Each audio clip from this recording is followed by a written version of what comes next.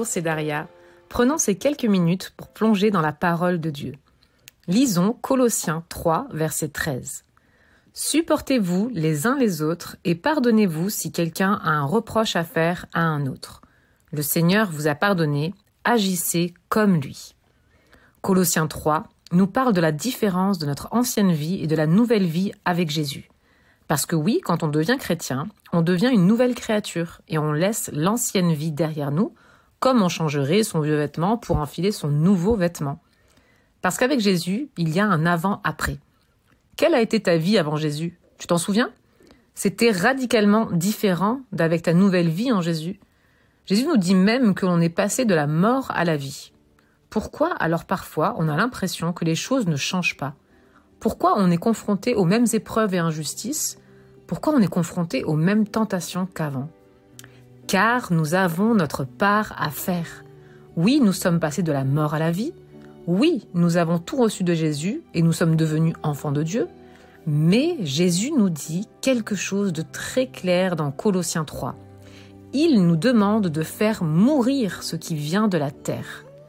Jésus parle de comportements qui ne sont pas en adéquation avec la nouvelle vie que l'on a en lui, tels que mener une vie immorale ou impure, désirer des choses honteuses et mauvaises, ou encore de chercher à tout avoir pour soi.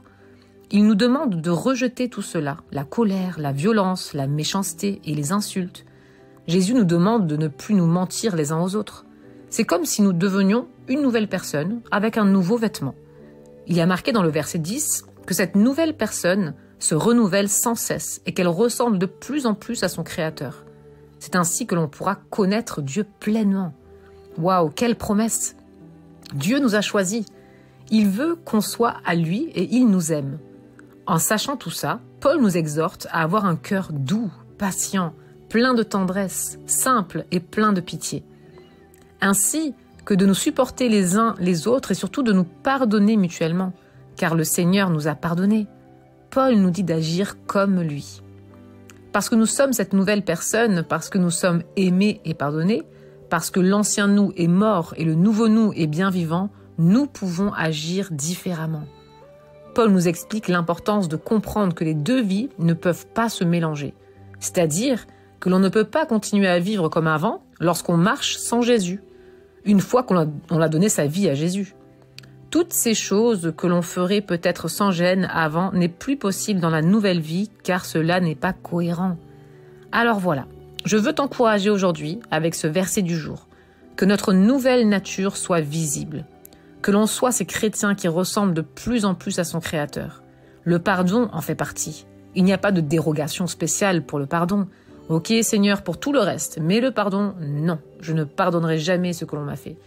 Je ne dis pas que le pardon est facile ou évident, mais il y a en tout cas un comportement de la nouvelle personne, la nouvelle nature que nous avons en Jésus. Peut-être qu'il est temps pour toi de faire mourir ce qui vient de la terre. Il est peut-être temps aujourd'hui de faire mourir le non-pardon dans ta vie. Tu peux prendre le temps maintenant de décider de pardonner à ceux qui t'ont fait du mal. Fais mourir le non-pardon et prends possession entièrement de la nouvelle vie que tu as reçue en Jésus. Prions. Père, merci parce qu'en Jésus, je suis une nouvelle créature. Je veux faire mourir tout ce qui est encore là de mon ancienne vie, comme le non-pardon. Je décide aujourd'hui de pardonner à ceux qui m'ont fait du mal. Amen. Sois béni.